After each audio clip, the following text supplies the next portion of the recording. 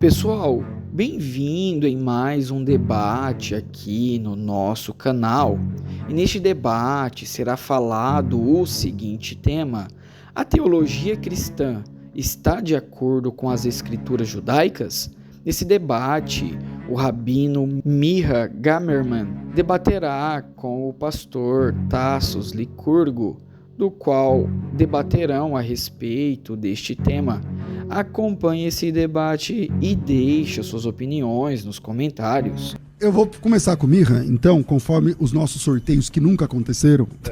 É o seguinte, a teologia cristã, quer dizer, quando eu falo de teologia cristã, a forma como o cristão desenvolve, né, suas doutrinas, está em acordo com as escrituras judaicas. O cristianismo nasce no primeiro século e ele é egresso do judaísmo.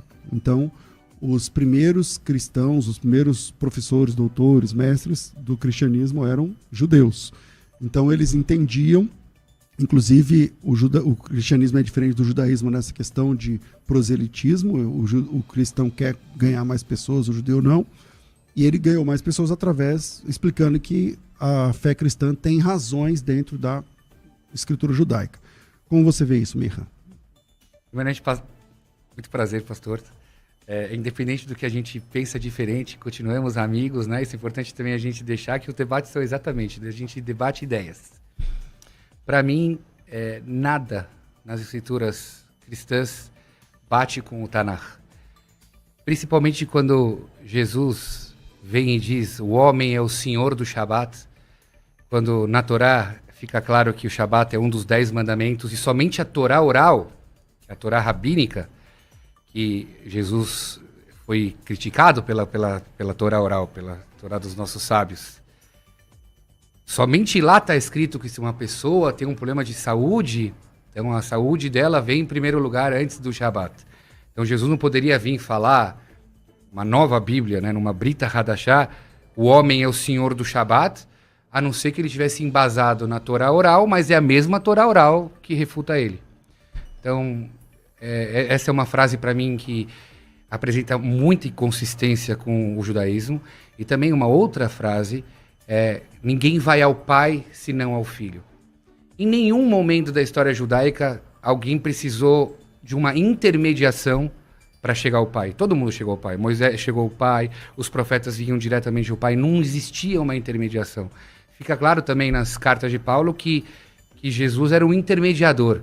E na religião judaica, intermediação esbarra em idolatria. Portanto, para mim, nas escrituras, as escrituras cristãs estão totalmente em desacordo com o Tanakh. Vamos lá, Tassos, vou fazer a mesma pergunta. A teologia cristã está em acordo ou desacordo com as escrituras judaicas? Antes de colocar o ponto, eu só chamo a atenção um detalhe muito importante que o Rabino falou. Jesus de Nazaré nunca disse que ninguém vai ao Pai senão por ele. No Evangelho de João, no capítulo 14, no verso 6, as escrituras dizem, Jesus dizendo, eu sou o caminho, a verdade e a vida, ninguém vem ao Pai senão por mim. Isso porque Jesus não é intermediador, Jesus é o próprio Deus encarnado. Lá no Evangelho de João, no capítulo 1, verso 1, as escrituras dizem, no princípio era o Logos estava com Deus, o Logos era Deus. No Evangelho de João, no capítulo 1, no verso 14, esse Logos, as escrituras dizem, toma carne e tabernacula entre nós. Então Jesus ele não é um profeta, ele é o cumprimento das profecias, é o Logos sobre o qual a filosofia grega se debruçava durante séculos e séculos, que encarna e vem entre nós.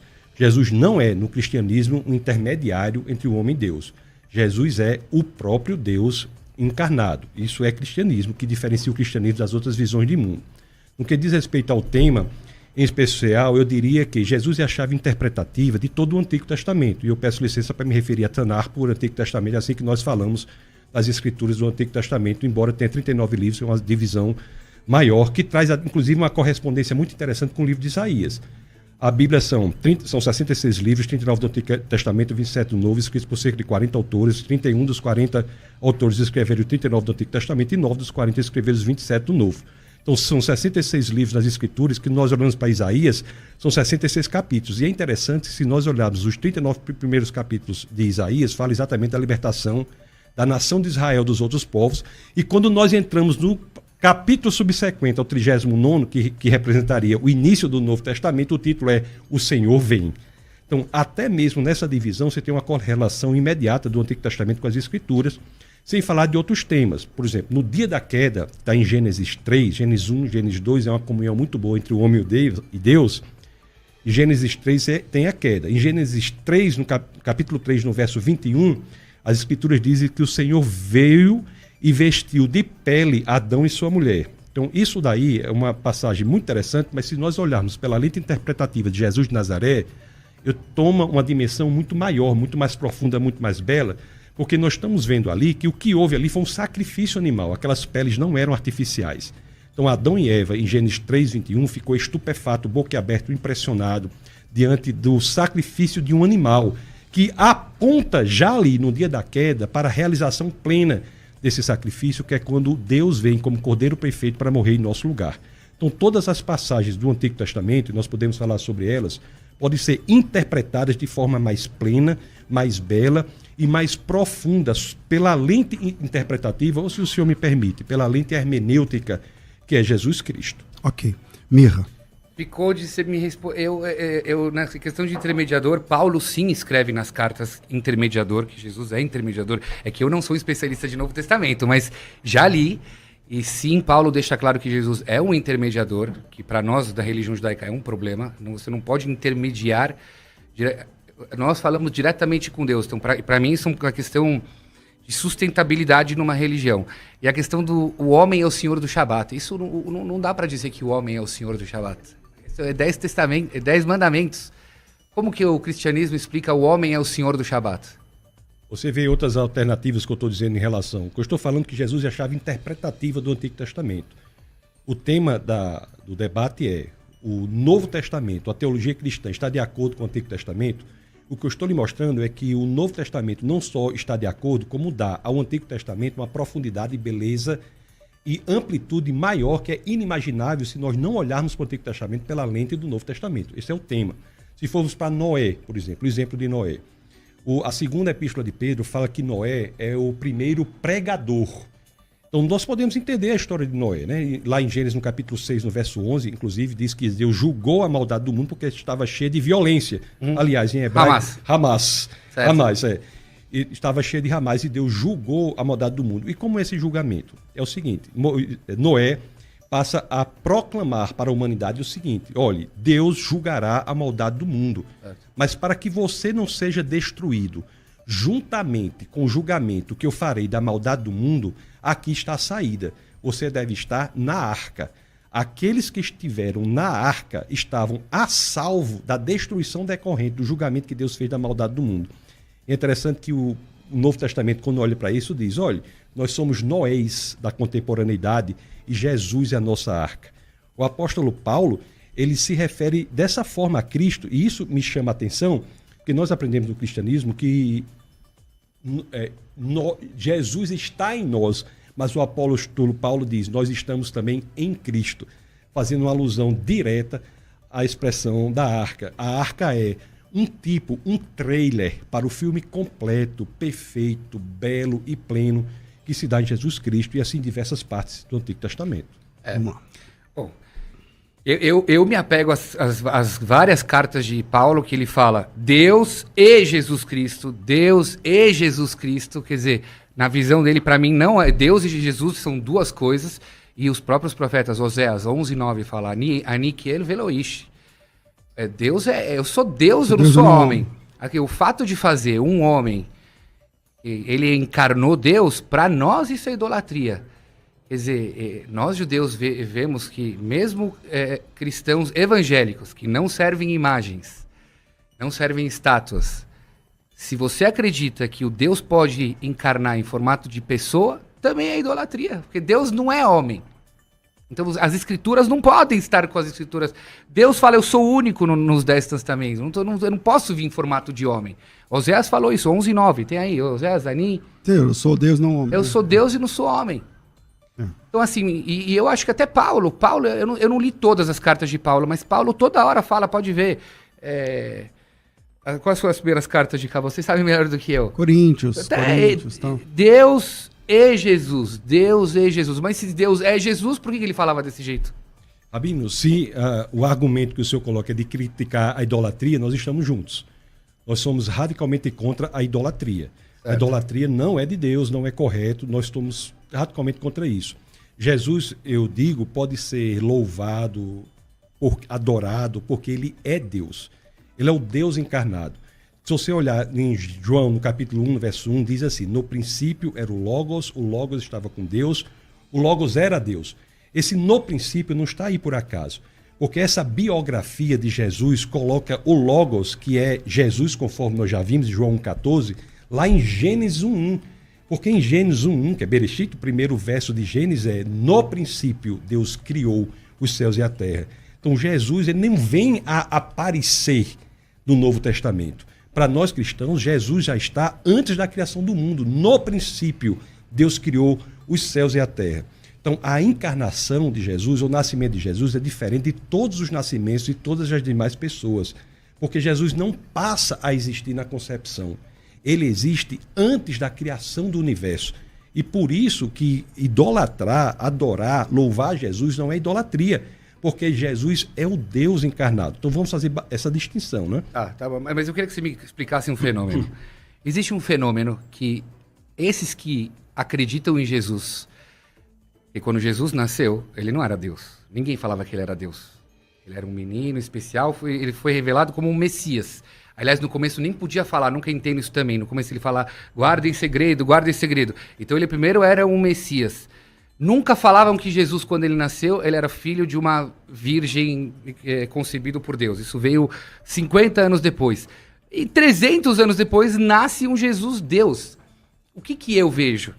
Uma idolatria começa pequena. 300 anos? Não entendi o 300 anos. Ele está falando do Concílio de Nicéia. Nicéia. Então, assim, que quando Jesus nasceu, ele não era chamado Deus. Ele era chamado Messias. Passa um tempo depois, ele é chamado o filho da virgem, que isso nunca foi falado quando ele estava vivo. Passa mais uns séculos e ele vira Deus. Aonde eu quero chegar? Uma idolatria começa pequena. Eu sim acho que isso é idolatria. Por quê? Ela começa pequena até o ponto que o próprio humano vira Deus. E aonde eu quero chegar? Como você me explica esse fenômeno que tantas pessoas adoram Jesus e uns acreditam que ele é o próprio Deus de Bereshit? Outros acreditam, não, ele não é Deus Pai, ele é Deus Filho. Outros acreditam, não, ele é uma trindade. Então, fica muito complicado. É tudo embaixo de uma mesma pessoa. Que, na minha visão, é que quando uma pessoa vem e desvirtua dos caminhos do Velho, do Único Testamento, ele abre margens para pessoas acharem: eu sou Deus, eu sou filho de Deus, eu faço parte de uma trindade, tudo tal. Como se me explica isso? Que o mesmo Jesus consegue criar protestantes e católicos? Não bate isso para mim. Jesus não criou nem protestantes e Jesus não criou nem católicos. Jesus criou o caminho da salvação. Ele, por ser Deus, ele sendo filho de Deus, ele se fez filho dos homens para que nós, filhos dos homens, pudéssemos ser feitos filhos de Deus. Então, na teologia cristã, é tão importante o fato dele ser Deus quanto o fato dele ser homem. Ele ingressou no mundo, tabernaculou entre nós, encarnou e veio a residir, morar entre nós, como homem, para que pudesse, executando de maneira plena o que Gênesis 3:21, que começou ali, e também tudo mais, né? Você vai pegar Levítico 16 e todos os elementos sacrificiais que o judeu tanto praticou, ele veio para realizar isso de forma plena. Lá em Êxodo, no capítulo 6, no verso 6 e 7, que é muito caro para o judeu, há 4 promessas ali. A primeira promessa é libertar das cargas da escravidão do Egito. A segunda promessa é libertar da própria escravidão. A terceira promessa, ele usa o verbo Gaal, que é um dos verbos mais relevantes e importantes das Escrituras. Belíssimo verbo, né? Usado muito no livro de Ruth, que diz: vos resgatarei. Isso lá para Moisés em Êxodo, mas vos resgatarei com braço estendido na cruz, em poderosos atos de julgamento. Então veja que já para Moisés em Êxodo... Mas onde tem cruz lá, né? Lá em Êxodo? Em poderosos atos de julgamento, tem isso. Poderosos atos de juízo. Braço estendido, na história da... Eu estou interpretando que é a cruz, porque na história da humanidade, o evento em que houve o maior fato de julgamento, o maior elemento de julgamento da história da humanidade é a cruz, que é quando a linha da justiça cruza a linha do amor. Então, a terceira promessa é essa, e a quarta promessa está em Êxodo 6:7, quando ele diz que se tornará, né, teremos um só Deus e um só povo. Então, quando nós vemos essas 4 promessas, Jesus, para cumprir essas promessas de forma plena, não que Deus não as tenha cumprido em Moisés, mas Deus as cumpriu de forma plena, profunda e bela em Jesus sendo homem. Porque quando Jesus vem como homem e morre em nosso lugar, ele nos resgata. Ele nos resgata. Interessantemente, Rabino, isso é uma situação muito interessante, que ele não só resgata, como ele mantém a tradição da coleção Mishnah no livro Pesaim, no capítulo 10, no verso 1, celebra o cumprimento de cada uma dessas promessas com um cálice. Então você tem no livro de Lucas, no Evangelho de Lucas, por exemplo, no capítulo 22, do verso 14 em diante, você tem a celebração da última Páscoa por Jesus, que foi o elemento que Jesus selecionou e escolheu para os últimos momentos da vida dele, foi celebrar a Páscoa e depois orar sozinho em Getsemane. E lá está pão, não matzá. Mas você veja bem que lá em Lucas ele primeiro celebra com um vinho, um cálice de vinho, fazendo referência à primeira promessa, que é libertar não da escravidão, mas das cargas decorrentes da condição de escravo. Na segunda promessa, no segundo vinho, que é uma libertação muito mais profunda, que não é apenas libertar das cargas decorrentes da escravidão, mas libertar da própria servidão, da própria escravidão. Lá em Lucas registra Jesus dizendo: esse é o cálice da nova aliança. E a terceira promessa que Jesus consegue na cruz, que é Gaal. O que é Gaal? É Deus dizer assim: eu pagarei o preço que for necessário para comprar você de volta para mim, você que já era meu e foi alienado a outrem. Fazendo uma analogia perfeita com a questão das terras no livro de Ruth, por exemplo. Então Jesus vai e paga o preço que é necessário para comprar de volta para si o que já era dele e foi alienado a outrem. E é muito interessante, isso aí é um fato muito curioso, que nós vamos para outra biografia de Jesus, que é o Evangelho de João. João, no capítulo 19, no verso 28, Jesus diz uma coisa lá nos últimos momentos da vida dele que eu nunca entendia, porque ele diz assim: para que as Escrituras se cumprissem, Jesus disse: tenho sede. Ele podia até estar com sede mesmo, mas as Escrituras não dizem que ele disse tenho sede porque estava com sede. A causa de Jesus ter dito tenho sede, de acordo com o biógrafo João, foi para que a Escritura se cumprisse. E o verso subsequente a isso que eu falei o verso de João 19, no verso 28, o subsequente, que é 19, 29, diz que aquela história que havia lá uma vasilha de vinagre e colocaram uma esponja, vinagre do francês, vinagre, que é vinho agre, vinho azedo. Havia uma vasilha de vinho azedo, colocaram uma esponja no vinho azedo e levaram à boca de Jesus. E as Escrituras deixam claro: tendo-o provado, Jesus disse: está consumado. Então veja bem que não só na cruz, que é a expressão genuína, profunda e mais bela da promessa feita, da terceira promessa feita de Êxodo 6,6, ao cumprimento ali na cruz, mas Jesus também mantém a tradição judaica. Jesus é o judeu mais puro que houve. Okay. Jesus, no Sermão do Monte, eu preciso de uma explicação. Eu preciso de uma explicação assim. Você falou de Êxodo, eu não posso concordar porque isso é tudo totalmente interpretativo. Em Êxodo não tem escrito nada de cruz. Mas assim, quando você vem falar para mim da Páscoa, dessas linguagens, tudo tal, que é uma interpretação sua, seria uma Torá oral que você está explicando o Novo Testamento para encaixar no Velho Testamento. Lá está escrito que ele comeu pão. E o Novo Testamento não teria problema em dizer que ele comeu matzá. Qual seria o problema de escrever matzá? Ele comeu pão, e comer pão na época de Pessah é um pecado gravíssimo que gera o pecado de caret que está na Torá, que é um dos piores castigos que uma pessoa pode ter. Como pode ser que Jesus então comeu pão? É que o Novo Testamento é grego, né? Em hebraico, matzá, lechem, são palavras diferentes. Certo. Que é tudo pão, mas um é sem fermento, não sei o que lá. No grego, não tem essa diferença do fermento. Então, dizer pão lá no texto grego nem sempre significa que tinha fermento. Em grego, a palavra polissêmica. Porque como a cultura judaica não podia ter fermento em casa uma semana antes, é bem provável que aquele pão fosse sem fermento. Só que o grego não favorece porque o texto grego não faz essa diferença por causa do fermento. A mesma palavra se refere a pão com e sem fermento. Em grego.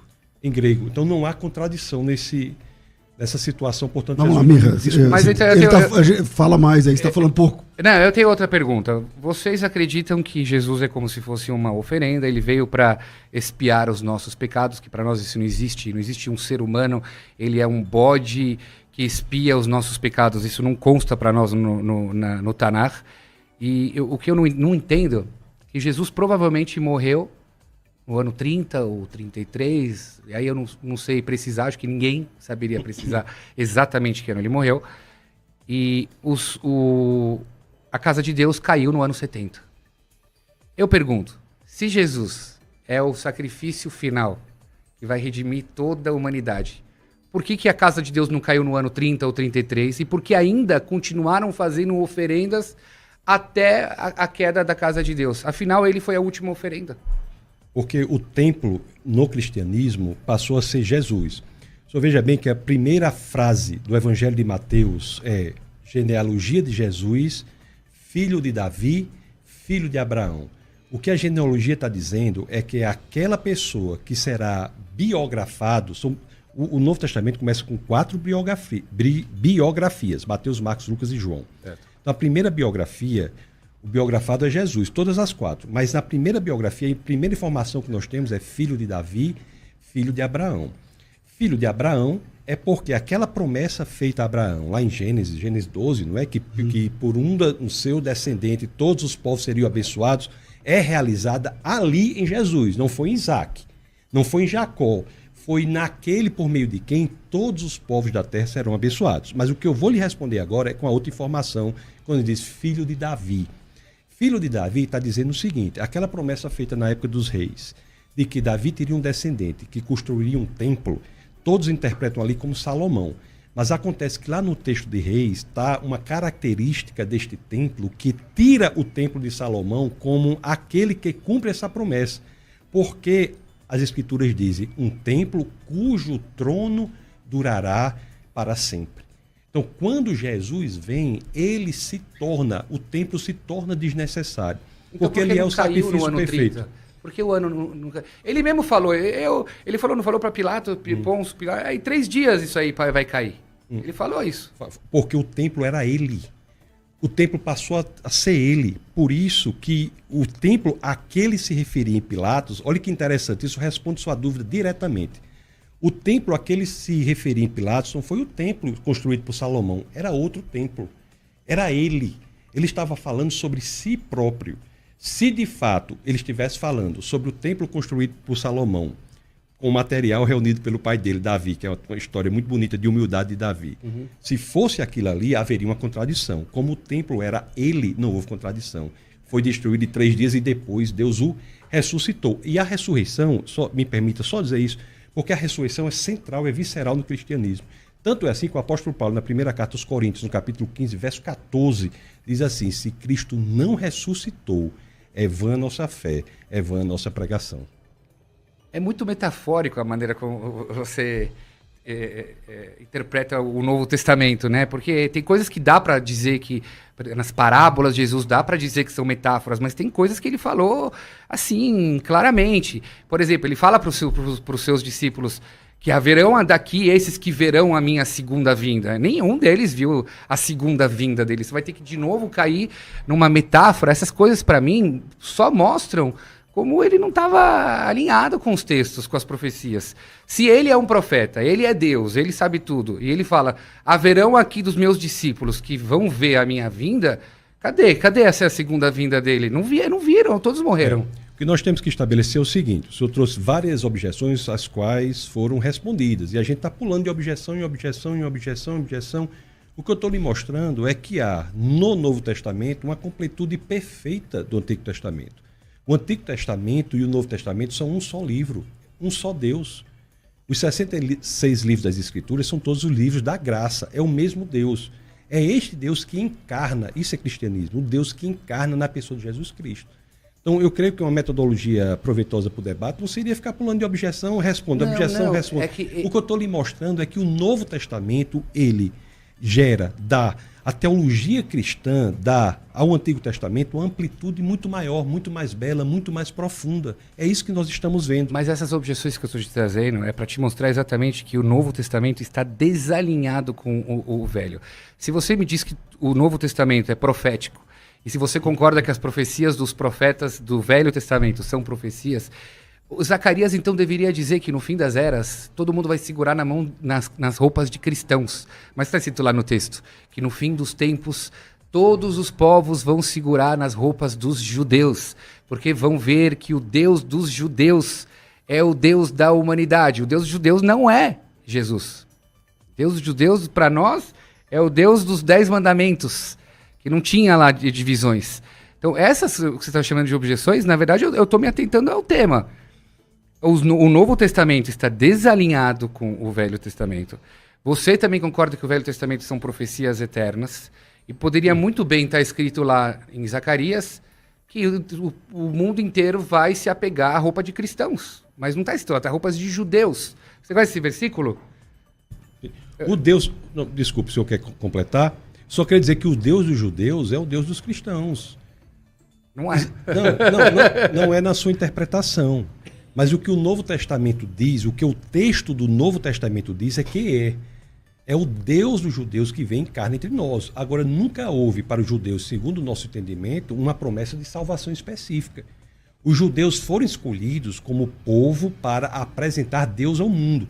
E se o senhor me pergunta, eu acredito que até hoje Deus sustenta Israel.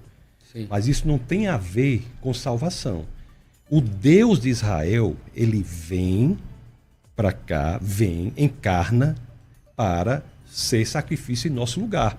Aliás, no Evangelho de Mateus, no capítulo 8, no verso 11, já que o senhor está falando como é que vai ser o futuro, diz que nós virão pessoas do Oriente e do Ocidente, do Norte e do Sul, e nós nos sentaremos à mesa. Sabe com quem? Abraão, Isaac e Jacó. Como é que não é o mesmo Deus? Se o Novo Testamento está dizendo isso, nós que entregamos a nossa vida ao Senhor Jesus, inclusive do Antigo Testamento, os patriarcas que colocaram sua fé no Messias que vinha no futuro, assim como aqueles que hoje colocam sua fé no Messias que veio no passado, sentarão à mesa. E é nesse momento de sentar à mesa que haverá o cumprimento da promessa de Êxodo 6:7. Que nós cristãos chamamos as bodas do Cordeiro. Então, é o mesmo Deus. Abraão, Isaac e Jacó, o Deus de Abraão, Isaac e Jacó é o Deus que é revelado plenamente na pessoa de Jesus Cristo. Mirra. Eu me incomodo que o Novo Testamento use Abraão, Isaac e Jacó, porque, para mim, quando eu leio a história de Abraão, Isaac e Jacó, eu não vejo Jesus. Quando você me coloca Jesus nesses textos... a Trindade está aparecendo lá para Abraão depois que ele fez essa circuncisão. Deus apareceu lá na hora que foi vestir Adão e Eva, tudo tal. É muito driblado, é muito metafórico. Não tem em nenhum lugar Jesus. Fala, Bereshit é o Jesus. Não tem nada de Jesus no Bereshit, não tem nada de Jesus na hora de vestir Adão e Eva, não tem nada de Jesus naqueles 3 anjos. Isso é uma colagem do mundo da igreja para tentar casar os textos do Novo Testamento com o Velho Testamento. Eu sugeriria aos cristãos, fiquem com o Novo Testamento, deixem os judeus com os velhos, com o Velho Testamento, e tá tudo bem, porque para nós isso não casa. Deveria estar muito mais claro no Velho Testamento as interpretações que você está falando. Rabino, mas veja bem, o Velho Testamento não pertence só aos judeus, não. O Velho Testamento é um livro cristão. É isso que tem que ser entendido. Não é que o cristianismo trouxe um livro que é dos judeus, não. O Velho Testamento, para nós, é um livro cristão. É Deus se revelando desde o primeiro livro até o 66º. Nós não devemos nada em termos de emprestar livro a judeus ou nada disso. Então, assim, não é de se dizer, como eu dissesse assim, eu sugiro aos judeus que leiam o Novo Testamento, porque vai ler o documento completo. Está lendo só pela metade. Então, entenda bem, o cristianismo não é algo que veio depois do judaísmo, no sentido de que Jesus estava antes da criação do mundo. E aqui eu peço a licença poética que o senhor vai me dar para usar o termo antes, quando nem o tempo existia, né? Porque sem tempo a gente não poderia usar antes, durante nem depois, não é verdade? Mas Jesus é o Logos. Não só é o Logos, como também é aletheia.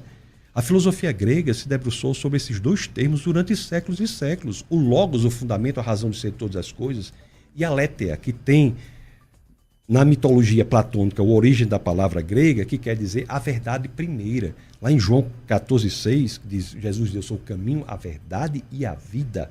Esse verdade aí é a tradução para o português do grego aletheia, vida zoe, caminho Rhodes. Eu sou Rhodes, aletheia e zoe, fazendo referência direta à intelectualidade da época. Isso é muito interessante também, porque o Evangelho, a biografia de Jesus, ele se expõe para a intelectualidade da época. Ele não se esconde, ele se expõe à investigação. E outra coisa, viu? Depois nós podemos falar que o Novo Testamento é o livro mais confiável que existe na história da humanidade. Está cheio de contradições. Depois do intervalo, aí eu volto com o Mirra, tá bom? Então segura aí, Mirra, rapidinho. A gente vai pro intervalo e a gente volta já. Volta com o nosso programa de debates aqui da Rádio Unidade FM. E hoje estamos aqui com um pastor cristão e um rabino judeu. E o tema é: a teologia cristã está em harmonia, em acordo com as escrituras judaicas? Para o cristianismo sim, para o judaísmo não. E aí eu fiz aqui um intervalo rapidinho para voltar já para o Mirra. Vamos lá, Mirra. Me permite ter uma questão para o pastor César, uma dúvida. É possível, eu acho, né, ter o pastor judeu e o rabino cristão, não é, hoje em dia? Não. Boa questão. Pode existir. Não. Cara, depois tem até rabino. Bom, deixa eu ficar quieto, vai. Eu sei que o mundo tá de ponta cabeça, mas... Não sei se chegou nesse ponto. A conta não fecha, gente. Rabino, ainda bem que aqui é o pastor cristão e o rabino judeu, deu? Vamos lá. Mas vamos lá, eu não consigo aceitar as suas palavras quando você diz que o cristão não deve nada para o Velho Testamento em relação aos judeus, que a palavra é a mesma para todos. Não dá, né? A Bíblia toda hora diz mandamentos para Benei Israel, o povo de Israel. Todo o conceito de Shvatim, as tribos, que são passadas de pai para filho. Que, aliás, esse assunto de Shvatim é que coloca em um grande cheque com relação à genealogia de Jesus, que tem 2 genealogias de Jesus, que você não consegue nem dizer de que tribo ele é, e você sabe muito bem que está claro nos versículos que Mashiach tem que vir da tribo de Judá, ser descendente do rei Davi, aí dizer que ele é concebido por Deus e ao mesmo tempo ele é sim da tribo de Judá. Deus não é Qual o problema da genealogia? Qual é o problema? Então, mas você acredita que Jesus nasceu do Espírito Santo? E Maria. Certo. Então ele não é da tribo de Judá, porque Deus não é tribo. Mas Maria é de que linhagem? Maria é judia. Sim, a descendência de Lucas é sobre Maria. Mas a Torá diz claramente, e aqui a gente já vai ver que não bate com a Torá, que as Shvatim, as tribos de Israel, são passadas de pai para filho. É por isso... Lemishpechotam, lebeitavotam, as famílias são passadas de pai para... Não o ventre judaico é passado pela mãe. As tribos são passadas de pai para filho. Isso faz a Torá ser dos judeus, sim. Pai, filho, que são das mesmas tribos. O ventre judaico tem que ser da mãe. E isso coloca em algum grande cheque quem foi Jesus. Porque se ele é concebido pelo Espírito Santo, Deus não é judeu e Deus não pertence à tribo. O senhor quer que eu esclareça essa questão, que é muito importante que o senhor trouxe? Sim. Primeiro, muito do que eu falei aqui foi escrito por judeus. Então, se é para ser judeu, Paulo era judeu. E todos desvirtuados, para nós todos desvirtuados. Mas ele poderia ser que esses judeus dissessem o mesmo do senhor. Eles são judeus. Eu acho que Paulo foi aluno de Gamaliel, que era neto de Hilel, o fundador da maior escola judaica de todos os tempos. Então eu estou falando aqui de coisas que judeus disseram. Eu sei, mas os judeus disseram que Paulo foi um min. Sabe o que é min? Ele foi um cofer. Ele saiu do caminho. Alguns judeus, outros não. Né? Outros entenderam que o judaísmo e cristianismo eram a mesma coisa. Porque o Antigo Testamento e o Novo são um só. E quando eu disse que não devemos nada ao Antigo Testamento, preste bem atenção. Porque foi diante da sua sugestão de que os cristãos abandonassem o Antigo Testamento e se detivessem apenas ao Novo. Eu não considero isso respeitoso, assim, não que o senhor fez desrespeitosamente. O que eu quero dizer é que o texto, o judeu não é detentor. Quem pode ler o Antigo Testamento não é só o judeu. Não, isso eu não falei. Todo mundo pode. E isso, porque nós cristãos entendemos que o Antigo Testamento é um livro cristão. É isso que eu estou lhe dizendo. Então por que vocês não cumprem as 613 mitzvot? Cumprimos em Cristo Jesus e nem o Senhor cumpre, porque não existe mais templo. É verdade, então a gente cumpre todas que dá. Então estamos no mesmo ponto. Nem eu cumpro. Agora, eu cumpro em Cristo Jesus, e o judeu não tem como cumprir. Porque em Cristo, a lei é como Moisés. Aponta a promessa, mas não é capaz de entregá-la. Josué, como Jesus, entrega a promessa. Em Jesus, a promessa foi entregue. As leis, elas são resumidas. As 613 leis são resumidas para 10 no 10 mandamentos que apresentam Deus. O processo de santificação é a busca da lei. Quando a lei diz assim, não mentirás, é porque Deus é a verdade. Quando diz não adulterarás, porque Deus é fiel. Quando diz não roubarás, porque Deus é confiável. Nós cumprimos. E Jesus, no Evangelho de Mateus, no capítulo 11, no verso 27, ele reduz ainda mais, quando questionado qual é o maior dos mandamentos. Ele diz, amar a Deus com toda a sua alma, seu coração e o seu entendimento. Está errado. É errado da perspectiva do Antigo Testamento, mas o Deus encarnado tem autoridade para fazer isso. Então, dizer que Jesus não pode fazer, é colocar a consequência, a conclusão nas premissas. Não se pode dizer que Jesus não pode dizer isso, porque ele é o Deus encarnado. Okay. Então, há um resumo. Porque o mesmo Deus que aparece para pelo menos 3 milhões de pessoas, é o que a gente pode dizer, é os 600 mil homens, se você considerar mulheres e idosos, é a contagem que está na Bíblia. Porque o mesmo Deus que aparece numa revelação absurda, onde o povo ouviu a voz de Deus, diretamente ouviu a voz de Deus, falando as leis, passando a Torá para Moisés, muda as regras do jogo numa jogada no escurinho. Não mudou as regras do jogo. Como mudou, não mudou? Senão você estaria cumprindo. Não, porque as leis nunca foram dadas como escadas para alguém se tornar povo de Deus. As leis foram dadas para um povo que já era o povo de Deus. A lei foi dada para um povo que havia atravessado o Mar Vermelho sem sequer molhar os pés, que havia sido miraculosamente alimentado no deserto. A lei não é para se tornar povo de Deus, mas é para cumprir, porque se é de Deus. Isso aqui está para nós hoje. Nós buscamos a lei como um processo de santificação, mas ela é inservível para a salvação. A salvação se dá em Cristo Jesus. Então, a lei não é desimportante, não está revogada, e nem Jesus disse isso. Jesus diz, eu vim para cumprir, não para revogar a lei. E a lei para nós não revogou. Quando ele vem e fala assim, não é importante o que coloca na boca, mas sim o que sai da boca. Pode ser muito bonita a frase, temos que tomar cuidado com o que a gente fala, mas dizer que não é importante o que a gente coloca na boca, Moisés falou que é sim importante o que a gente coloca na boca, que tem certos alimentos que não pode, certos animais que não pode. Então, para mim, isso é sim revogar a lei. Você rasgou a lei de Moisés. Jesus, ele coloca a lei num nível muito mais difícil de se cumprir, na realidade, em vez de revogar. No Sermão da Montanha, Jesus diz assim, não é adulterar, é pensar em adulterar. Ele vai para o epicentro, o centro da lei, o ponto mais profundo da lei e busca o coração. Na realidade, cumprir a lei em Jesus é muito mais difícil, porque não é adulterar. Para o judeu pode pensar em adulterar 1000 vezes, não é pecado. Verdade. Mas se ele adulterar, porque o judeu é muito mais uma ortopraxia.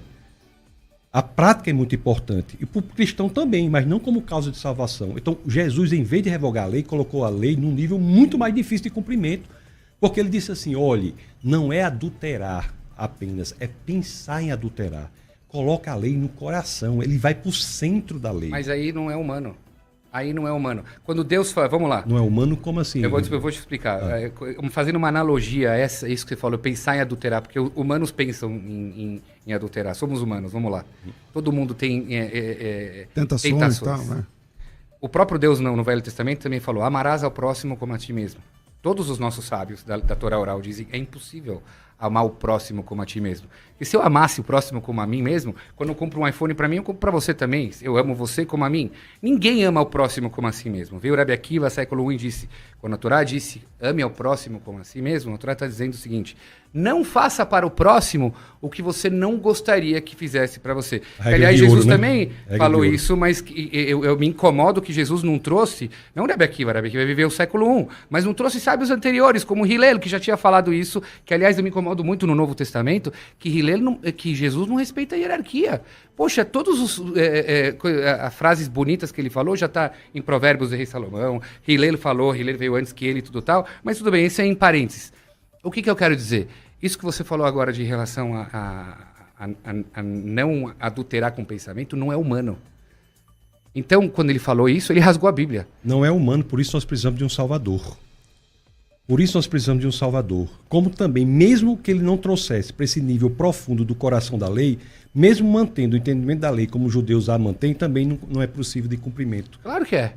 Ah, é? Assim, quando você estuda a Torá oral... Como é que nós vamos cumprir a lei se nem templo tem, Rabino? Olha, mas os nossos sábios explicam que todo o tempo que não tem os sacrifícios, realmente, eu não estou pecando por nada que eu não estou fazendo sacrifício.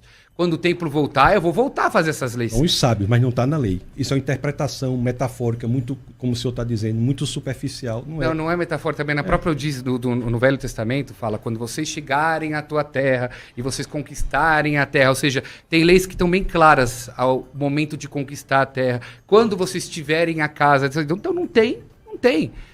Tem leis lá que quando... Eu tenho terra, então eu tiro a terumá, o dízimo para o Cohen. Eu não tenho terra, eu não tiro a terumá. Eu não tenho condição de tirar a terumá, eu não tiro a terumá. Essas são várias dessas leis que pessoas acabam não fazendo. Mas a lei do Shabat, eu posso fazer. Como vem o Jesus e fala, eu sou o senhor do Shabat. Para ele falar isso, ele teria que trazer os sábios da Torá oral que condicionam... Ele teria de ser Deus para dizer isso, ou lunático. As duas coisas. Então, eu perdoo os seus pecados. Se é para fazer esse milagre aí, é isso o problema? Tá. Aí eu te perguntei por que o mesmo Deus que apareceu para 3 milhões de pessoas não apareceu nessa segunda vez para todo o povo de Israel. Fala, vem cá, eu estou fazendo um recall e estou revogando a lei porque mudou. Ele não revogou a lei. Mas revogou. Não, Jesus diz o contrário disso. Eu não sei onde é que o senhor está lendo isso. Vamos porque lá. Jesus diz o contrário. Pela Torá pode divorciar? Jesus diz, eu não vim revogar, eu vim cumprir a lei. Mas eu não vim abolir a lei. Pela Torá pode divorciar? Claro. Pode. E Jesus falou, não, é um homem, é um casamento. Não, Jesus não disse que não pode. Ele não falou a palavra não pode, mas ele questionou um assunto que claramente é básico na Torá, que um homem que não está satisfeito com a sua mulher, ele dá para ele um sefer tudo, que é um gueto, é um divórcio. Antes do cristianismo, era barbárie. Era o quê? Era barbárie. Jesus eleva a condição da humanidade em várias áreas. Em várias áreas. As universidades foram criadas em sua maioria como escolas cristãs. Não é? O senhor sabe, Harvard, Princeton, Yale, Cambridge, Oxford foram criadas como escolas cristãs. O lema original da Universidade de Harvard é verdade para Cristo e a igreja. O casamento como instituição vem da visão judaico-cristã. Então, fora disso é barbárie. Então não tem, pelo contrário, ele eleva a condição moral da humanidade. A questão da mulher samaritana eleva a condição da mulher. Mesmo os judeus, que entre os povos da antiguidade era o que era o mais moral, não chega a esse nível de elevação da condição de dignidade da mulher, como Cristo inaugura no evento do advento, na situação da mulher samaritana. Não, mas, você pega, desculpa, você estava falando que Jesus enaltece a mulher. Jesus chama a viúva a partir de 60 anos. E na Torá, a viúva é viúva. Então, nesse caso, ele está desprezando a mulher. Tem uma idade Jesus não escreve isso? Viúva? Não. É que, assim, você está citando Paulo, mas calma aí. É que assim, Paulo ele fala num contexto que é assim, ó. A ajuda financeira da comunidade é para a viúva que não... É o que está escrito lá no texto. Deixa não seja escrita... Não escrita viúva com mais de 60 anos. Jesus não dá um limite. E para nós que seja com 10 anos. Viúva é a... Mas vocês não pagam a viúva. Rabino. Paga? Como não? Ou César, Rabino. Como não? Não. Como não? Você sabe quantos Mosdot, quantas instituições tem para ajudar viúvas? A questão é... Em São Paulo, no mundo todo. Jesus não diz que só é viúva a mulher que perde o marido e tem 60 anos, não. Jesus diz que perdeu o marido é viúva, da idade que for. Agora, eu queria trazer uma questão, não sei se é possível, de confiabilidade do Novo Testamento, que isso é muito importante. Os judeus foram centrais, importantíssimos na manutenção do texto do Antigo Testamento. Isso aí é uma coisa... A gente já vai encerrar. Belíssimo, tá perto, mas só queria dizer uma coisa, se o senhor me permite. O Novo Testamento é o livro mais confiado da Antiguidade. Se nós abrirmos em Lucas, no capítulo 3, no verso 1, nós vamos ver várias alusões ali, que era o sacerdote, o rei, não sei quem, que dá o ano 29 depois de Cristo. Sem falar disso, hoje o número de cópias do Novo Testamento é impressionante. Há 5.686 cópias do Novo Testamento escrita em grego, na mão do ser humano. Se nós formos comparar isso com outros livros da Antiguidade, é impressionante. Pastor, mas todos diferentes. Você não vai achar quantidade de livros tão diferentes como o Novo Testamento. Em 99,5% das 5.686 cópias, eles são absolutamente idênticos. A discrepância é de 0,5%. Desse 0,5% de discrepância, nenhuma parte toca em um ponto central do cristianismo, e 80% do 0,5% de discrepância diz respeito unicamente a questões de ortografia. E essa quantidade de texto é em grego. Se nós formos pegar textos do Novo Testamento para outras línguas, em vez de 5.686, nós passamos para 25 mil cópias. Se todas as cópias do Novo Testamento fossem destruídas, nós conseguiríamos reconstituir todo o Novo Testamento unicamente pelas citações que fizeram os pais da igreja, à exceção de 11 versos. Então é algo inimaginável. Para o senhor ter uma ideia, o segundo livro nessa corrida de cópias, digamos assim, é um livro central para a civilização mais inteligente que já viveu sobre o planeta, que foi a civilização da Grécia Antiga, com 643 cópias. Platão, Aristóteles, Suetônio, Tácitos, Joséfos são baseados em 7, 8, 9 cópias. Então nós estamos falando do ponto de vista puramente intelectual, sem falar da religião agora, puramente intelectual, do livro mais confiável produzido na antiguidade. Para mim é um livro que está cheio de contradições. Eu que já li só metade. Uma hora fala que Jesus batizava, outra hora fala que não, eram os discípulos que batizavam. Um livro, que é um evangelho, fala que tinha 3 mulheres que viram ele saindo, abrindo a pedra. Outro livro fala que foi só uma. Outro livro fala que foi 2. Mas, Rabino... Isso é uma Bíblia, gente. Deixa eu dizer, inconsistente. Pois deixa eu lhe dizer, olha, quando fala que Jesus batizava e os discípulos batizavam, é porque os dois batizavam. Isso é uma das ordenanças da igreja. O que é que faz algo ser ordenança da igreja? Ter sido praticado por Jesus, pelos seus discípulos e ensinado pela igreja primitiva. Há 2 ordenanças, o batismo e a ceia. Jesus fez a ceia, Jesus batizou seus discípulos e a igreja primitiva. Então isso não há contradição. E o que o senhor está falando de fato, que alguns dos evangelhos dão números diferentes de pessoas.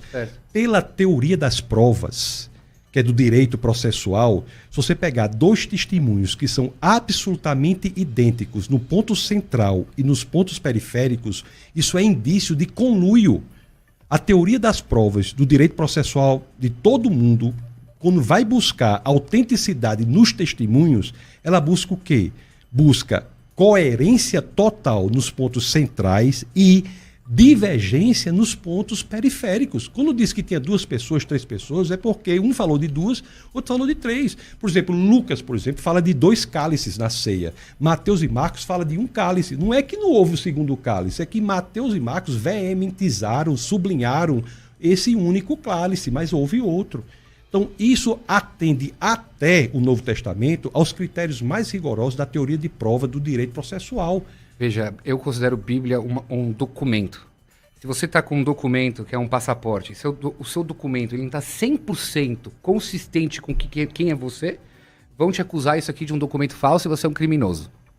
Então, se o Novo Testamento para você é aquela coisa que um livro fala uma coisa, outro fala uma coisa. Não falam coisas diferentes. Entendeu? Aliás, até o livro fala em 75 pessoas que descem para o Egito, quando a Torá fala 70. Nunca falou que desce 75 para o Egito. Está escrito lá? Não, descem 70 e ficaram 75. São 70 mais 5 que estavam lá. Não, está escrito que 75 desceram. Está escrito que foi enterrado em Siquém, que o patriarca foi enterrado em Siquém. Como eu tô dizendo. Quando foi... Então isso para mim é um erro estrutural. Infelizmente, nosso tempo é curto. E tá todo mundo falando assim, professor César, podia ter um podcast para ter que ficar mais tempo. É verdade. Eu achei que era 2 horas. Infelizmente o tempo é curto. Eu comecei com quem? Com o Rabino. Rabino, obrigado. Obrigado. Mirra, muito bom te receber. Seja sempre bem-vindo. Obrigado, pastor César. É sempre um prazer estar aqui. Dizer que, independente das nossas diferenças, somos irmãos. Apesar das nossas interpretações diferentes, continuaremos amigos. Um grande prazer te conhecer. E estou à disposição para vir mais vezes a gente continuar o debate. Seu canal lá, o pessoal vai te achar. @Mirra Gamerman. Mirra se escreve Michagammerman. E Mirra é Misha, você vai coloca Misha que dá certo. Tassos, obrigado, meu amigo. Muito bom te receber também. Pastor César, meu agradecimento pela forma generosa com que sou recebido. Uma alegria conhecer o Rabino Mirra, que Deus o abençoe poderosamente. Amém. E que possamos todos crescer juntos no estudo da palavra do Senhor. Amém. O meu canal do Instagram é Tassos Licurgo, TASSOSLYCURGO. Pessoal, tudo confunde seu nome, né, Tassos? Também, né? Tassos é a parte contracta do Anastassos em grego, que quer dizer ressurreição, né? É Tassos Licurgo. É isso aí. E estamos montando agora um projeto, né, do Licurgo Academy, que mais para frente vocês irão ver lá no Tassos Licurgo no Instagram. Então que Deus nos abençoe a todos. Amém. Maravilha.